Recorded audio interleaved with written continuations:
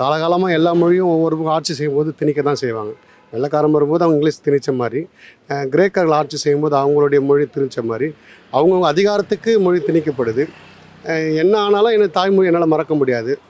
வருஷங்கள் மாறினாலும் என்னால் மறக்க முடியாதுன்னா நான் இருக்கிற இடத்துக்கு ஏற்றமே நான் மாற்றிப்பேன். தாய்மொழி எனக்குள்ளே அப்படியே தான் இருக்கும்.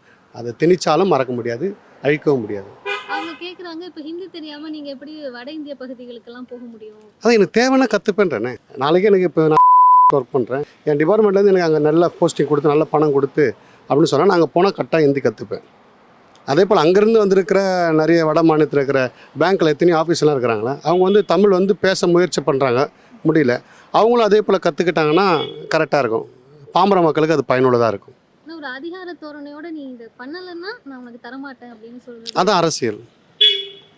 அரசியல் இருக்கிறவங்களுக்கு எதையாச்சும் அதை பிளாக்மெயில் சொல்லுவாங்களே, இதை செஞ்சால் நான் அதை செய்கிறேன், என் அதிகாரத்தை நான் இப்படி காட்டுவேன், உனக்கு என்ன தேவை. தமிழ்நாடு வந்து ரொம்ப பிரபலமானது மொழியில் வந்து கொள்கையாக இருக்கணும். அதனால் அவங்களுக்கு அந்த பாயிண்ட்டை வச்சா தான் அவங்க நம்மளுடைய அடி பண்ணிவாங்கன்னு அரசாங்கம் நினைக்குது.